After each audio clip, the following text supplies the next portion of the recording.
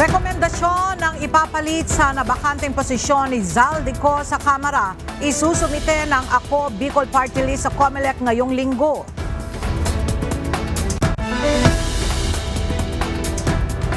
VP Sara Duterte sinabing hindi lamang nagkataon at may disturbing pattern ang mga issue ng korupsyon na kinasasangkutan ni dating House Speaker Martin Romualdez. Mambabatas tinawag na guni-guni ang mga akusasyon ng Vice Presidente. KOJC leader na si Apollo Quiboloy isinugod sa ospital dahil sa sakit na pneumonia. Panibagong low pressure area na binabantayan ng Pag-asa may medium chance na maging bagyo.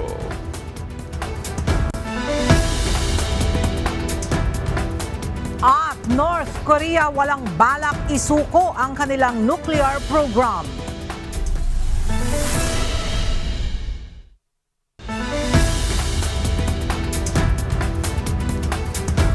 Magandang tanghali mga kasangbahay. Ngayon po ay araw ng Martes, September 30, 2025. Tayo po ay sabayang napapakinggan sa Radyo La Verdad 1350, ang UNTV Radio. Una sa mga balita ngayong tanghali.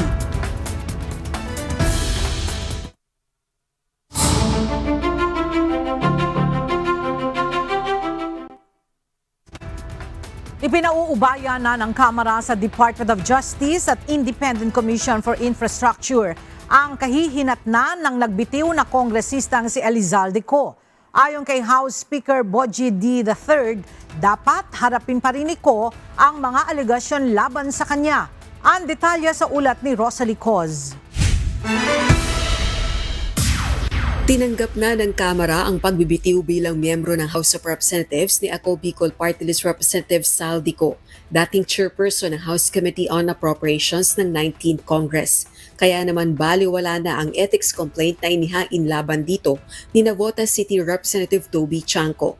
Ayon kay House Speaker Bogie D. III, ipinauubaya na ng Kamara sa Department of Justice at Independent Commission for Infrastructure ang kahihinatnan ng dating kongresista. Si Co ay inaakusahang nasa likod ng insertions sa 2025 budget na nagpondo umano sa mga maanumalyang proyekto kontra baha.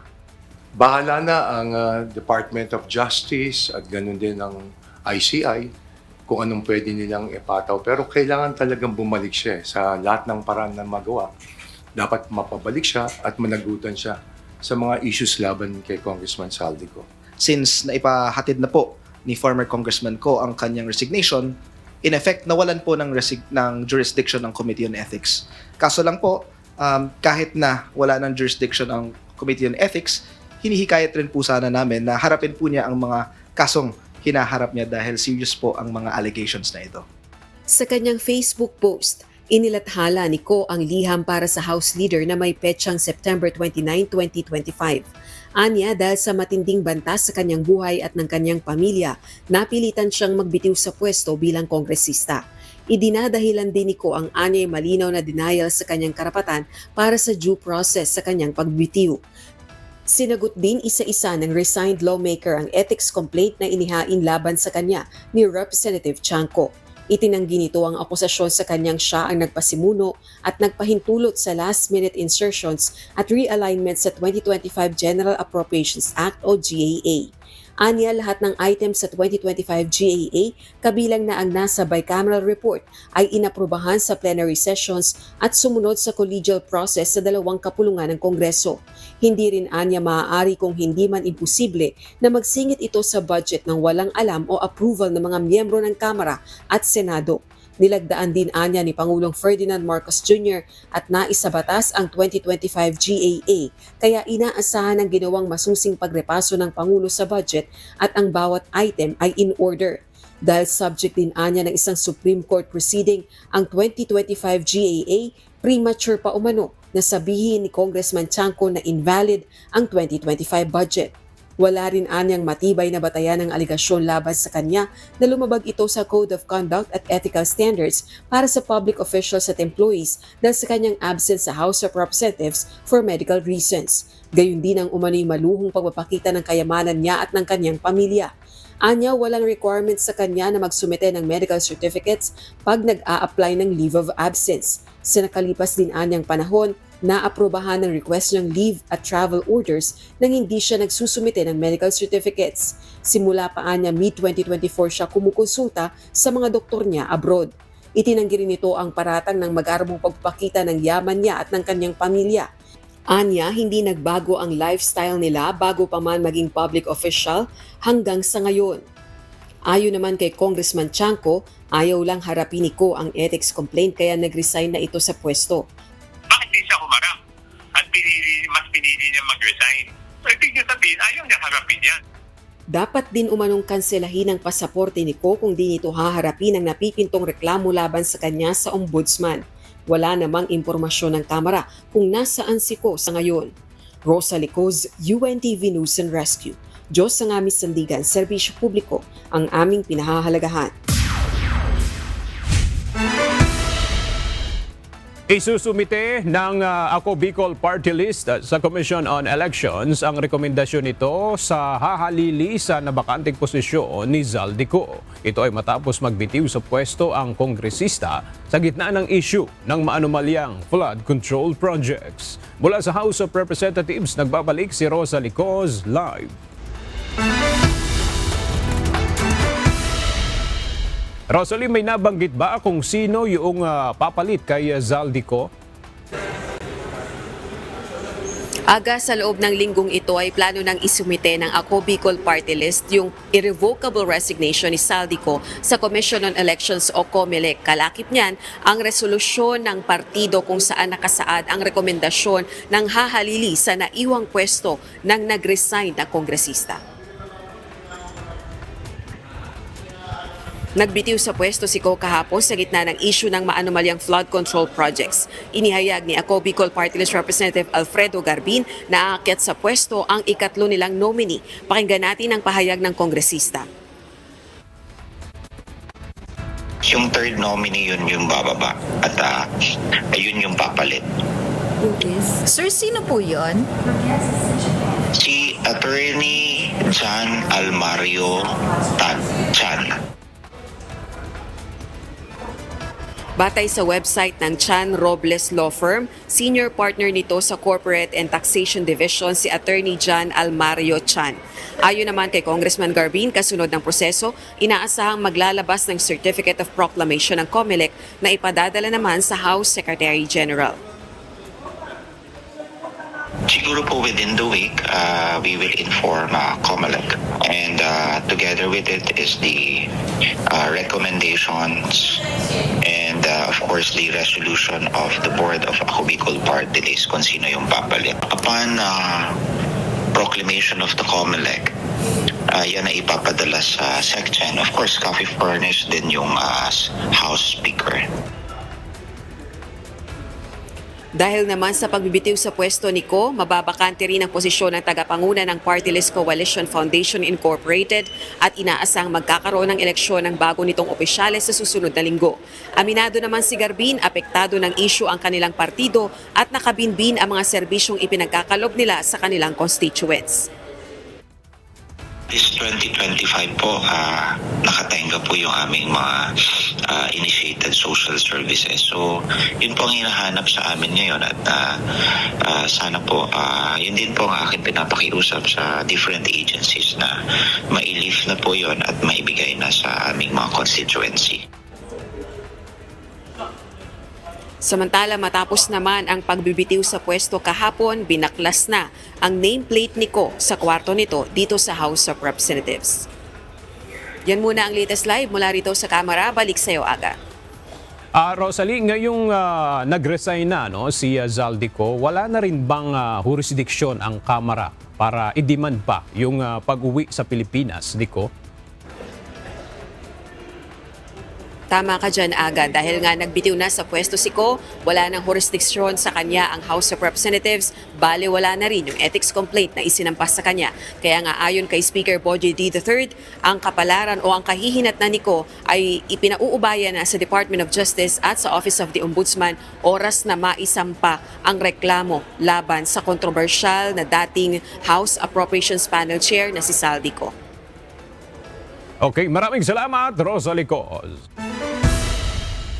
Sa kaugnay na balita, hinihintay na ng Commission on Elections ang sulat mula sa pamunuan ng House of Representatives para maiproklama ang papalit kay resigned Ako Bicol Party List Representative Zaldico. Mula sa Maynila, alamin natin ang detalye kay Dante Amento, live.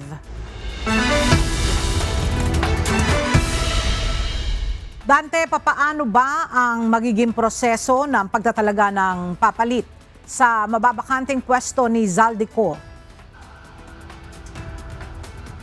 Technically, ang mangyayari nito ay aangat lang kung sino yung number 2 nominee ng Ako Bicol Party List, siyang papalit sa nagbitiw na si Zaldico. Ibig sabihin, yung dahil nakakuha nga ng 2 pwesto itong Ako Bicol Party List sa 20th Congress, yung kanilang number 3 nominee ay aakyat ng pang number 2 at ito ay si Franz Norbert Joselito Chan.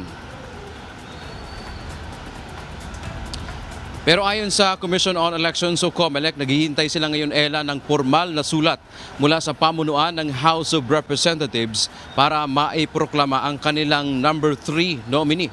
Paliwanag ni Chairman George Erwin Garcia, bahagi ito ng proseso na kikilalanin muna ng HOR ang pagbibitiw ni Ko at may bakanting pwesto sa kanila at impormahan ang komisyon na pwedeng nang iproklama ang isang nanalong miyembro ng Kamara. Inaasahan ng komisyon ang sulat mula sa mababang kapulungan ng Kongreso sa pamamagitan ng House Secretary General. Sapagkat katulad din natatandaan ng lahat kapag kami namamatay, halimbawa, na miyembro ng House of Representatives, kinakailangan may opisyal na deklarasyon ang House of Representatives patungkol sa vacancy na na-create dahil sa pagkamatay ng mismong naturang miyembro. Kung ito ay nag-resign, kinakailangan may deklarasyon din upang mag-trigger ng tinatawag na pagpuno o paghalinhin o pagpalit. Hihingi din anya ng impormasyon ang Kamara kung sino yung papalit. Pagkatapos ito, maglalabas ng Certificate of Proclamation ng COMELEC pabor doon sa sino man ang papalit kay dating Congressman Ko. Sa ngayon, nilinaw ng komisyon na wala pa silang natatanggap na sulat mula sa pamunuan ng Kamara. So inaasahan natin, Ella, kapag impormahan silang may bakanting pwesto sa Kamara, ay agad din na maglalabas ng Certificate of Proclamation ang COMELEC pabor doon sa isang nominee ng Ako Bicol Party List. Samantala sa ibang balita, Ella, ngayong araw ay naging final and executory na yung resolusyon ng Commission on Elections na nagpapawalang bisa sa rehistro ng Duterte Youth Party List. At inaasahan natin bukas sa COMELEC and Bank session ay maaaring magrekomenda na ang COMELEC kung sino ang papalit sa 3 na bakanting pwesto ng Duterte Youth Party List. Yan ang ating update mula dito sa Maynila. Balik sa iyo, Ella. Maraming salamat, Dante Amento. Inaasahan na ng Department of Justice o DOJ ang pagbibitiw sa pwesto bilang kongresista ni Ako Bicol Party List Representative Zaldico. Naniniwala rin ang DOJ na hindi babalik ng bansa ang nag-resign na kongresista. Nagbabalik si Dante Amento. Ayaw ni resigned Ako Bicol Party List Representative Zaldico na obligahin siya ng House of Representatives na umuwi ng bansa. Kaya naman, nagbitiw na lang anya siya sa pwesto. Ayon naman kay Justice Secretary Crispin Rimulya, hindi na rin sila umaasa na magsusumite ang nag-resign na mambabatas ng counter-affidavit sa mga reklamo laban sa kanya. Naniniwala rin ang DOJ na hindi na magpapakita o babalik ng bansa si Ko matapos ang pagbibitiw nito. I don't think so. Hindi mo paparamdamin. He'll be a fugitive. Bakit po, sir? Wala. Di ba ganyan talaga pagka may problema ang tao, lumayas? May problema. Pero hamon ni Remulla kay Ko, maiging harapin ito ang mga paratang laban sa kanya sa halip na magtatago. Well, we have to face the music. Diba? Harapin mo yung charges. And if you say that you are innocent, then due process is always here. Kung hindi ito uuwi, hihintay na lang anya ng kagawaran na magkaroon ng warrant of arrest laban kay Ko para hilingin ang tulong ng Interpol. Kapag naaresto, maaaring mapauwi ito ng Pilipinas. Patuloy ang hakbang ng gobyerno para matunton ang kinaroonan ni Ko na batay sa pinakahuling impormasyon ay nagtungo ng Spain. Nilinaw din ni Remulla na hindi makakaapekto sa investigasyon ang resignation ni Ko bilang kongresista. Hindi makaka-apekto yun. If you are a fugitive from justice, then you are. Interpol will be there to help us. Dante Amento, UNTV, News and Rescue. Diyos ang aming sandigan, serbisyo publiko ang aming pinahahalagahan. Itinilaga na kahapon ang Office of the President si dating Philippine National Police Chief, retired General Rodolfo Azurin Jr. bilang bagong Special Advisor at Investigator ng Independent Commission for Infrastructure o ICI. Ayon sa Malacanang, sisimulan ng dating PNP Chief ang kanyang mga tungkulin sa komisyon matapos ang kanyang personal at administrative arrangements. Sa pahayag na inilabas ng Malacanang, sinabi nito na kumpiyansa si Pangulong Ferdinand Marcos Jr. sa kakayahan at karanasan ni General Azurin upang lalo pang mapagtibay ang mandato ng ICI na maisulong ang accountability at transparency sa paggamit ng pondo ng gobyerno. Samantala, kinumpirma ni Palace Press Officer Undersecretary Claire Castro na natanggap na at iginagalang ni Pangulong Ferdinand Marcos Jr. ang pagbibitiw sa ICI ni Baguio City Mayor Benjamin Magalong. Natanggap na po at iginagalang po ng Pangulo ang naging desisyon po ni Mayor Magalong. Kinikilala naman po ng ating Pangulo ang kagalingan ni Mayor Magalong. Diversionary tactic umano ng Kamara ang pagdadawit sa ilang senador sa kontrobersyal na flood control project anomaly. Para kay Senator Francis Escudero, ang lahat ng ito ay paraan lamang upang malihis umano ang atensyon ng taong bayan sa House of Representatives. Naniniwala rin ang dating Senate leader na pinilit umano ang mga dating Department of Public Works and Highways officials na pangalanan ang ilang senador para pagtakpan ang mga congressman na siyang tunay nilang mga kasabwat. Klarong-klaro po ang script nito. Ipitin ang tatlong dating DPWH officials, pakantahin sa kanila, mema banggit lang na senador, habang pinagtatakpan ang mga congressman na tunay nakasabwat nila sa mga lugar na ginagalawan nila. Lahat ito para lamang ipako ang mga senador sa media at sa publiko at ilayo ang atensyon sa Kamara at mga congressman. Umaasa sila na maiibsan ang galit ng tao sa kanila sa kanilang mga anomalya ukol sa flood control at tuluyan na silang makakatakas mula sa anumang pananagutan. Ipadidisbar ni Senador Rodante Marcoleta ang abogadong tatalikod sa kanyang pirma sa notaryo ni Master Sergeant Orly Guteza. Kinuwestiyon din ng Senate Deputy Minority Leader ang partisipasyon ng Justice Secretary sa pagdinig ng Blue Ribbon Committee. Alamin natin yan sa report ni Asher Cadapan Jr. Dinipensa ni Senador Rodante Marcoleta si Master Sergeant Orly Guteza ang isa sa mga tumayong testigo sa pagdinig ng Senate Blue Ribbon Committee. Partikular ito sa notaryo sa testimonya ni Guteza laban kay Leyte 1st District Representative at dating House Speaker Martin Romualdez. Ito ay matapos itanggi umano ng abogado ang pagpirma nito sa naturang dokumento.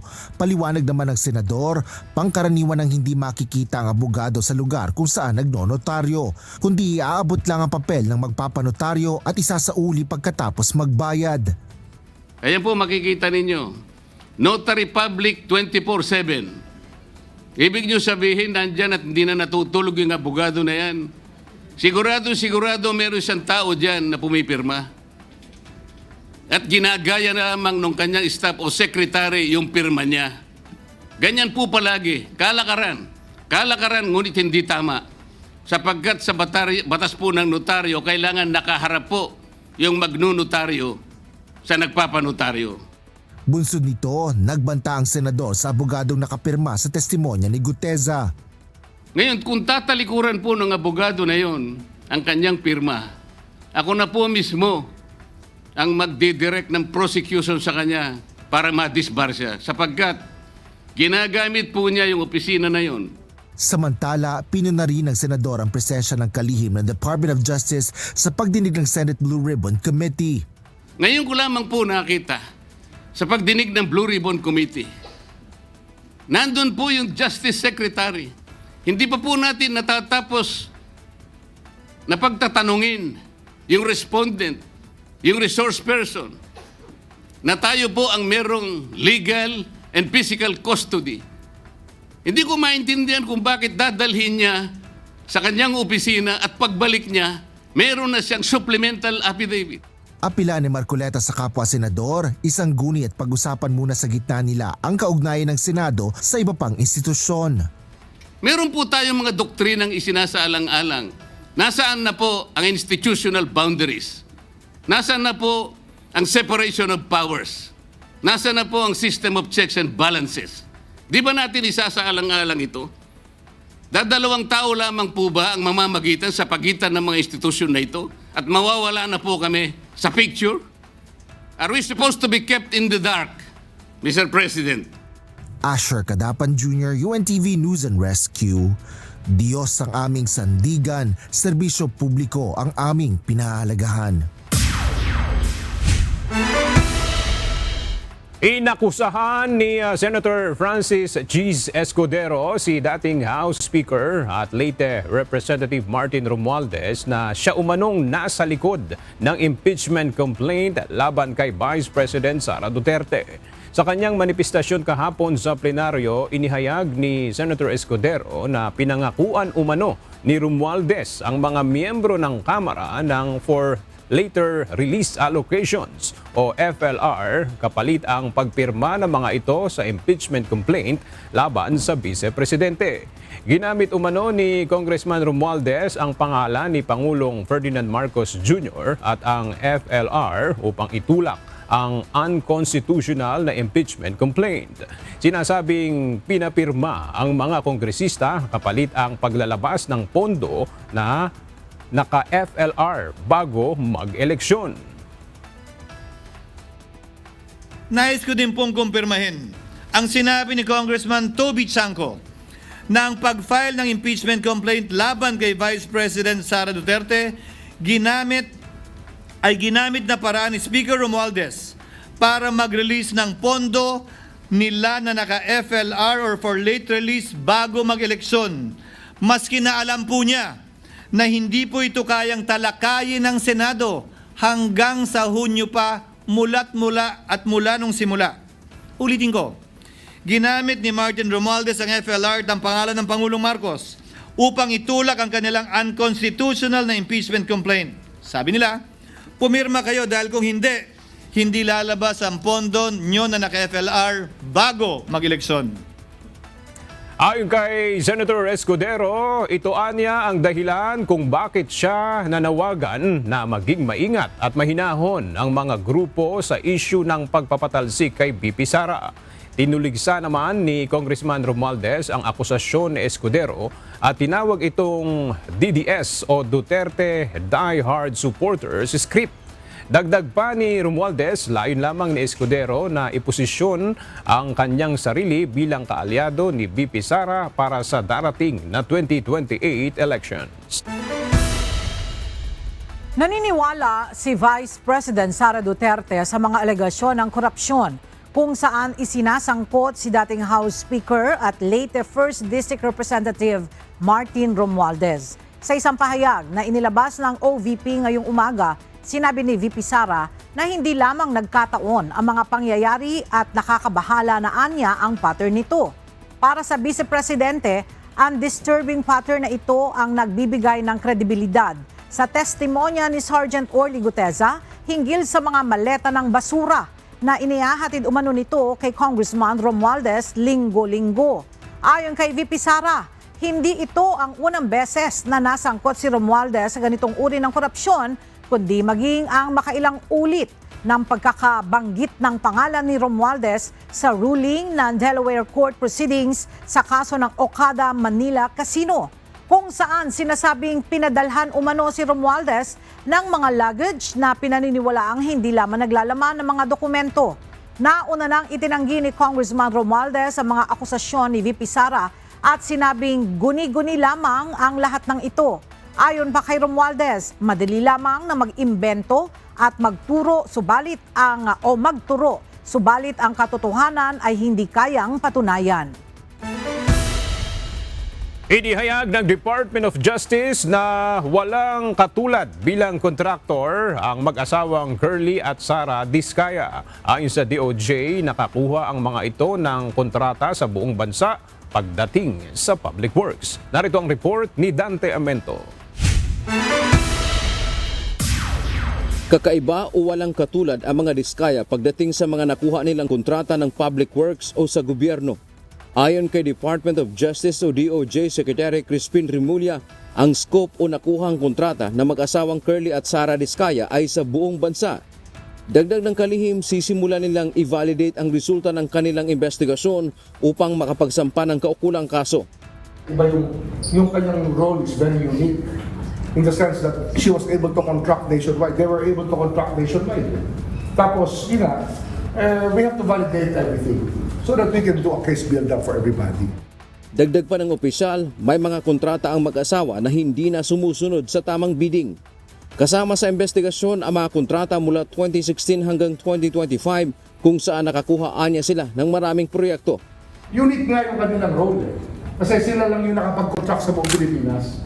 They define the so-called territoriality principle that certain territories are only for certain people. So they define that and it's a very unique experience. Sa paniniwala ng DOJ, hindi lang 200 billion pesos ang napasok na kontrata ng mga Diskaya sa gobyerno kaugnay ng isiniwalat ni Senator Ping Lacson. Dante Amento, UNTV, News and Rescue. Diyos ang aming sandigan, serbisyo publiko ang aming pinahahalagahan.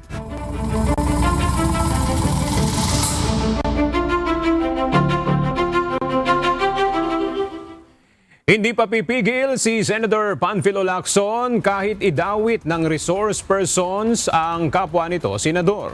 Ito ang binigyang diin ng Senate Blue Ribbon Committee Chairperson sa gitna ng investigasyon na ginagawa ng Senado sa mga anomalya sa mga proyekto ng gobyerno, lalo na ang flood control projects. Mula sa Senado, narito ang report ni Asher Kadapan Jr. live. Asher, ano yung pinanggagalingan ng pahayag na ito ni Senator Ping Lacson?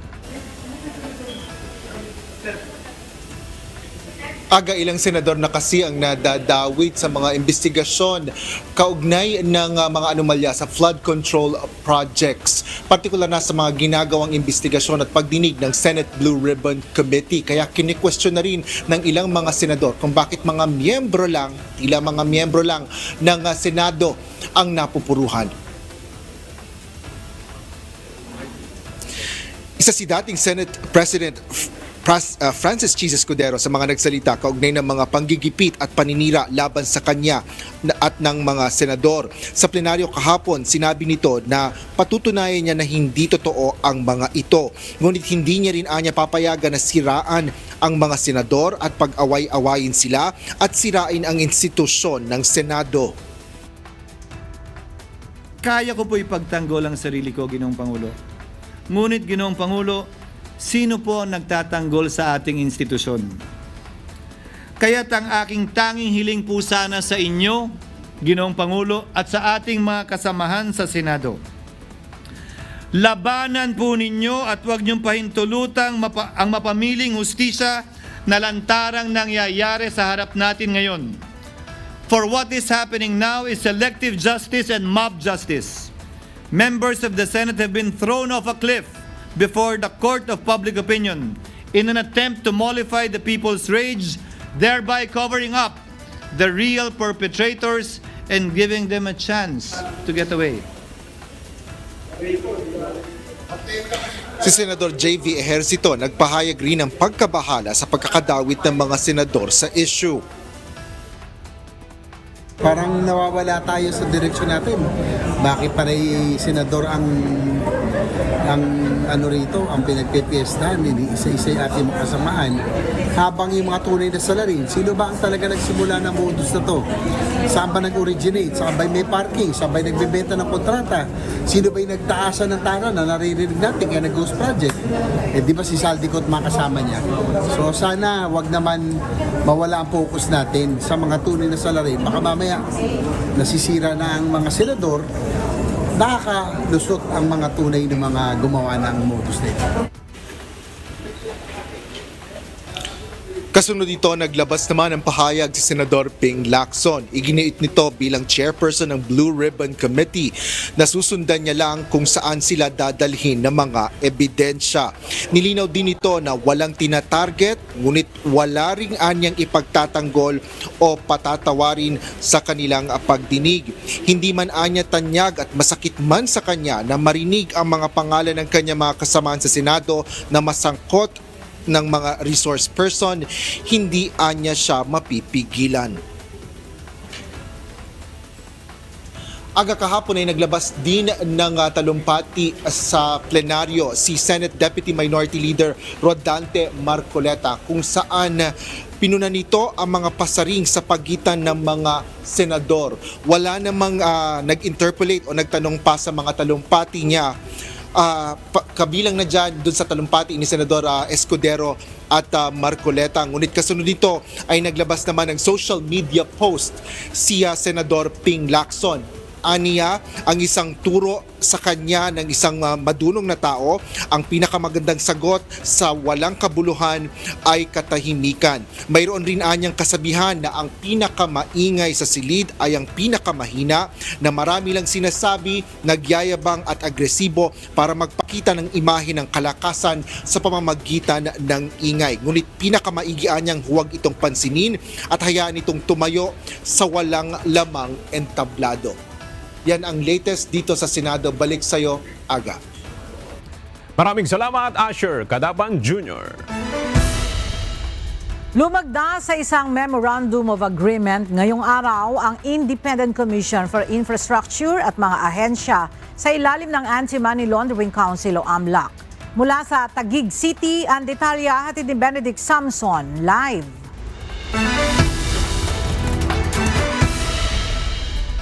Benedict, ano ang laman ng kasunduan sa pagitan ng ICI at AMLAC? Magandang tanghali, Ella. Layon nga ng kasunduan na magkaroon ng koordinasyon sa pagitan ng Independent Commission for Infrastructure at Anti-Money Laundering Council para sa mga gagawing investigasyon laban sa korupsyon. Sa naturang kasunduan, dumalo sina Bangko Sentral ng Pilipinas Governor Eli Rebolona, Securities and Exchange Commission Chairperson Francisco Edlim at Insurance Commission na si Commissioner Reynaldo Regalado. Naniniwala naman si ICI Chairman Retired Associate Justice Andres Reyes Jr. na malaki ang maitutulong ng mga ahensya na ito sa ilalim ng AMLAC para maimbestigahan ang mga irregularidad at sa pagpapanatili ng integridad. Sa pamamagitan din ng pagtutulungan ng ICI at AMLAC, ay kaagad na makapagsasagawa ng pagparis ng ill-gotten wealth at pag-preserve ng mga ebidensya batay na rin sa kung ano ang ipag-uutos ng korte. Ella, sa ngayon naman ay inaantabayan na natin ang paglabas ng mag-asawang sina Pacifico at si Sara Diskaya na ipinatawag ng ICI para sa kanilang ginagawang pagdinig. At yan muna ang ating update mula rito sa Taguig City. Balik sa inyo dyan, Ella. Maraming salamat, Benedict Samson. Dinidinig ngayon sa Senado ang mga proyekto ng Department of Public Works and Highways o DPWH sa nakalipas na mga taon. Ayon sa isang mambabatas, nahuhuli na ang Pilipinas sa Southeast Asia pagdating sa pagpapatupad ng mga infrastructure projects. Ang detalye sa report ni Ivan Alvarez live. Ivan, ano-ano ang mga proyekto ng DPWH ang sinisiyasat ngayon sa Senado? Aga, unang siniyasat yung mga completed at ongoing road and bridges infrastructure projects ng DPWH, partikular na sa mga probinsya ng Mindanao, magiging dito na rin sa Metro Manila.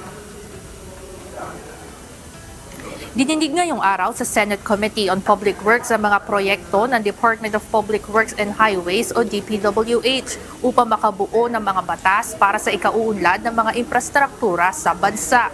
Ngunit ayon kay Senator Erwin Tulfo, bukod sa mga polisiya para sa mga kalsada, tulay at highways, bubuksan na rin ng komite ang mga issue sa ahensya na nababahira ng korupsyon at kapabayaan lalo na sa flood control projects. This committee will not close its eyes to anomalies. Instead, we will open every page of the budget, question every irregularity, and expose every syndicate hiding in public works. Samantala, ayon kay Senator Mark Villar, Senate Public Works Chairperson, pang-anim na po ang Pilipinas sa 69 na mga bansa pagdating sa infrastructure competitiveness batay sa Institute for Management and Development's 2025 World Competitiveness Ranking. Dagdag rin nito, nahuhuli na ang Pilipinas pagdating sa tourism infrastructure projects ayon sa Philippine Institute of Development Studies. Malinaw po sa mga datos na nahuhuli na ang ating bansa pagdating sa infrastruktura. Bilang isang developing country, lubang napakahalaga ng infrastruktura para sa pagunlad at paglago ng ating bansa at ekonomiya. Bunsod nito, hiningi ng komite ang mga plano at policy direction ng DPWH, katulong ang Department of Transportation para sa multi-sectoral economic development agenda. Aga katatapos lamang ng pagdinig sa Senate Committee on Public Works at ilan rin sa napag-usapan ay ang rights of issues, pati na rin ang updates sa Metro Manila subway. Yan muna ang update mula dito sa Senado. Balik sa inyo dyan, Aga. Maraming salamat, Ivan Alvarez. Formal nang nanumpa sa tungkulin ng ilang mga bagong opisyal ng Department of Public Works and Highways. Ito ay sina Aray A. Perez bilang Undersecretary for Operations in charge of Convergence Projects and Technical Services, Arthur V. Bisnar bilang Undersecretary for Regional Operations, Charles T. Calima Jr., Undersecretary for Special Concerns, Ricardo P. Bernabe III bilang Undersecretary, Office of the Secretary, at Samuel Rufino J. Turgano bilang Undersecretary for Legal Services. Isinagawa ang oath-taking kahapon, September 29, sa harap ni Secretary Vince Dizon. Sa iba pang balita, halos 6 na buwan nang nasa International Criminal Court o ICC detention facility si dating Pangulong Rodrigo Duterte. Kaugnay nito, patuloy na umaasa ang kanyang defense team at pamilya na maaprubahan na ang interim release nito. Ang detalye sa report ni Jed Deresina. Dapat payagan o aprubahan ng International Criminal Court o ICC ang matagal ng request na interim release o pansamantalang paglaya ni dating Pangulong Rodrigo Duterte. Ito ang muling binigyang diin ni Vice President Sara Duterte nang kumustahin ang lagay ng kanyang ama sa ICC detention facility. Paliwanag ng pangalawang Pangulo na para sa humanitarian purpose ay dapat ibinigay na ito sa 8 years old na dating Pangulo ng Pilipinas. Kaugnay nito, nais pa rin ng pamilya Duterte na sa bansa maiuwi si FPRRD kung tatanggapin ng gobyerno at kung payagan na ng ICC. Kung ako, Davao City talaga. Davao City, Philippines. Kahit house arrest yan doon, kahit na gusto ng ICC na ilibing sa ilalim ng bunker yan, yung house arrest niya, walang problema sa amin, gagawin namin yan. Ayon kay VP Sara, handa nilang tiyakin ang pagdalo ng dating Pangulo sa mga pagdinig ng ICC kung matutuloy ito. In fact, I think mas makabuti pa nga kung ibigay na lang yung interim release na yan because we can encourage him to cooperate sa mangyayari na trial kung meron man or mangyayari na hearings kung meron man. And mahalaga sa amin yung word of honor namin, no, sa pamilya. So kung sinabi namin na papaniguraduhin namin na lahat ng hearing na sinabi ng ICC na umattend siya, papaniguraduhin namin na nandun siya at nag-attend siya.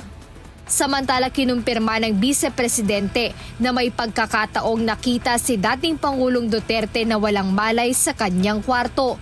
Ngunit ayon kay VP Sara, ang impormasyon ay hindi galing sa mismong ICC. Nakukuha namin tulad nung dinala siya sa hospital dahil nakita siya na walang malay sa sahig ng kanyang kwarto, nakuha namin yon sa hospital personnel. Hindi sa detention unit, hindi sa ICC. Dahil dito, iginiit ni Vice President Duterte na tila walang kontrol ang ICC pagdating sa seguridad ng kanyang ama. Mismong ang kanyang ama na rin ang nagsabi na hindi lang isang beses nangyari ang insidenteng siya ay natumba o natagpo ang unconscious o nawalan ng malay sa kanyang kwarto. Tinanong ko siya, alam ko tinanong din siya ng lawyer, hindi ko lang alam kung anong mga incidents. But tinanong ko siya kung totoo ba, and then sabi niya, hindi naman yan yung una. Madaming beses na ako na natumba was his term. Jedne Resina, UNTV News and Rescue. Diyos ang aming sandigan, serbisyo publiko ang aming pinahahalagahan. Isinugod sa ospital ang religious leader na si Apollo Quiboloy matapos umanong makaranas ng hirap sa paghinga noon pang September 11. Kinumpirma ito ng Bureau of Jail Management and Penology at sinabing na-diagnose si Quiboloy ng community-acquired pneumonia na nasa moderate risk. Ayon sa BJMP na ipagbigay alam na nila sa Pasig Regional Trial Court ang tungkol sa kalagayan ni Quiboloy. Sa ngayon ay nasa stable na kondisyon na anila ito at kasalukuyang nagpapagaling sa isang pampublikong ospital. Agad din siyang ibabalik sa Pasig City Jail sa oras na bumuti na ang kanyang kondisyon. Sa pagdalo ng Pilipinas sa United Nations General Assembly 2025 sa New York, ipinakita ng bansa ang pagtuligsa nito sa karahasang nangyayari ngayon sa iba't ibang lugar sa mundo gaya ng sa Gaza at Ukraine. Narito ang report ni Ivan Alvarez. Formal nang natapos ang 5 araw na 80th session ng United Nations General Assembly sa New York City sa Amerika kahapon mula September 23 hanggang September 29. Sa talumpati ni Foreign Affairs Secretary Maria Teresa Lazaro, muli nitong ipinanawagan sa harap ng iba't ibang lider sa buong mundo ang pakikiisa ng Pilipinas na itigil na ng bansang Israel ang karahasan na ginagawa nito sa Gaza. We must end the suffering of millions who live in starvation and fear in Gaza. Ceasefires must hold. Humanitarian access must be restored without restrictions. Children, women, and innocent civilians must be saved from further violence. Ipinakita rin ito ang pagkadismaya ng Pilipinas sa patuloy na pangbobomba at paghihigpit ng pagpasok ng tulong gaya ng pagkain at tubig sa lugar na kumikitil ng libo-libong buhay. Ayon sa kalihim, suportado ng Pilipinas ang panukalang two-state solution para matapos na ang gulo sa pagitan ng Palestine at Israel. Healing must begin. The two-state solution is the only viable diplomatic solution for sustainable peace. Sa pamamagitan ng two-state solution, gagawa ng dalawang magkahiwalay na bansa, ang Israel bilang sariling estado ng mga Hudyo at ang Palestine bilang sariling bansa ng mga Palestino. Layunin nito na bigyan ng malinaw na hangganan at sariling pamahalaan ang parehong panig upang makamit ang kapayapaan. Bukod sa ceasefire sa Gaza, ipinanawagan na rin ng kalihim na wakasan na ang nangyayaring digmaan sa Ukraine. We must end the conflict in Ukraine. A just peace is only possible with respect for Ukraine's sovereignty, independence, unity, and territorial integrity. Ayon pa kay Secretary Lazaro, dapat doblehin ng mga bansa ang pagsisikap na tugunan ang mga humanitarian crisis sa buong mundo at hanapan ng mga pangmatagalang solusyon. Kaugnay nito, kailangan anyang gumawa ng UN Security Council ng matatapang na desisyon. Dito binigyan diin ng kalihim ang kahandaan ng Pilipinas na gampanan ito kung magiging non-permanent member ng UN Security Council sa taong 2027 hanggang 2028. The Philippines is committed to contribute to the Security Council in a manner that takes into account the views and concerns of the general UN membership and other principal organs of the United Nations.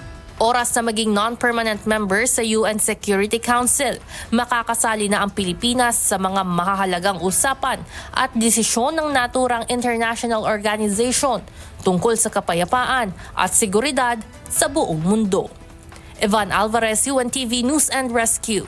Diyos ang aming sandigan, serbisyo publiko ang aming pinahahalagahan. At para naman sa ating weather update, isang panibagong low pressure area sa labas ng Philippine Area of Responsibility ang binabantayan ngayon ng Pag-asa.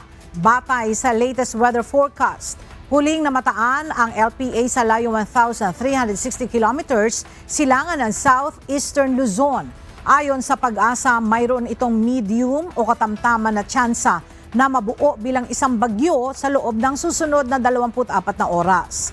Sakaling matuloy, tatawagin ito ng Pag-asa na Bagyong Paulo na magiging ika-16 na bagyo sa bansa ngayong taon.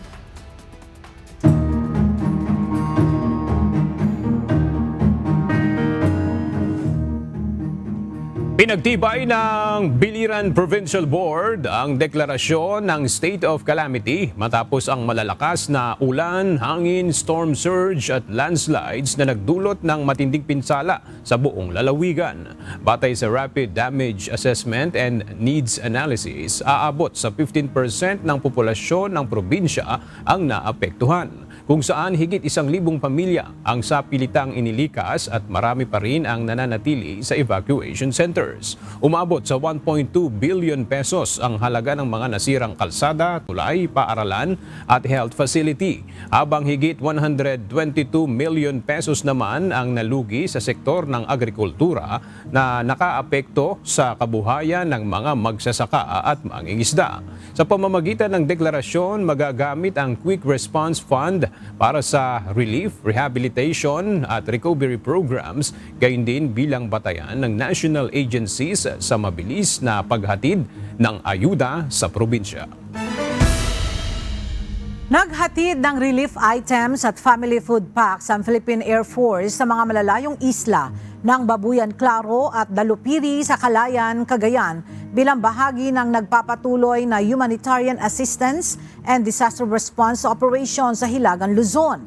Gamit ang Black Hawk helicopters mula sa 205th Tactical Helicopter Wing, matagumpay na naisagawa ang ilang sorties na nagdala ng kabuang 500 kahon ng family food packs, 200 shelter tents, 50 shelter kits at iba pang relief items. Kabilang sa mga naihatid ang solar power equipment, hygiene at medical supplies at 4 na breastfeeding kits. Ang lahat ng ayuda ay mula sa Office of Civil Defense o OCD at Department of Social Welfare and Development.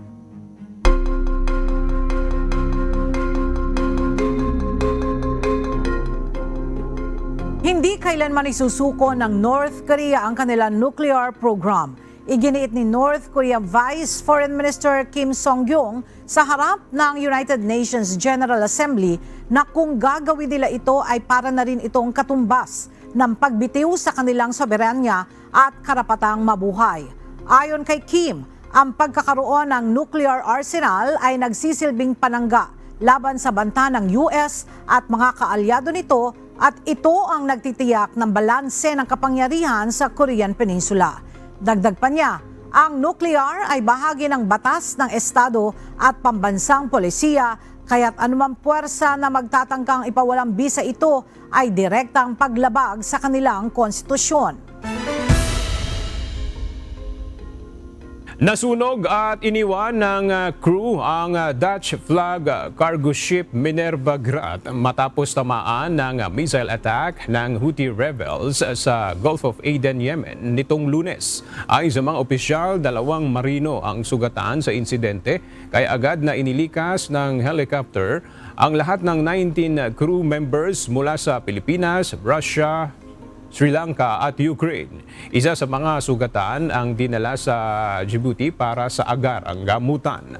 Kinumpirma ng French Military Maritime Center na mga Houthi ang nasa likod ng pag-atake na sinasabing bahagi ng kampanya nila kaugnay ng gera sa Gaza, bagamat wala namang koneksyon sa Israel ang barkong sinunog.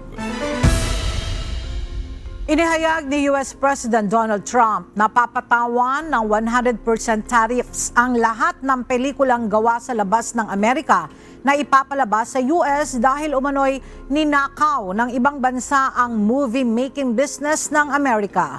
Una na itong nagbanta ng taripa noong Mayo, kasunod ng panawagan ng American Film Unions na suportahan ang tax incentives para sa lokal na produksyon.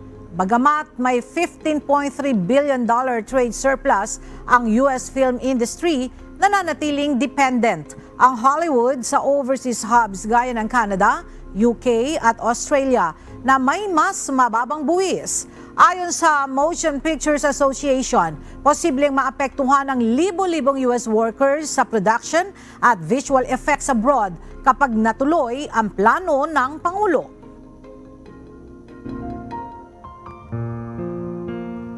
At sa ating pong iiwang mga salita ng Diyos na ating sandigan mula sa Aklat ng Awit, Kapitulo 94, versikulo 12, na nagsasabi, "Mapalad ang tao na iyong pinarurusahan, O Panginoon, at tinuturuan mo sa iyong kautusan."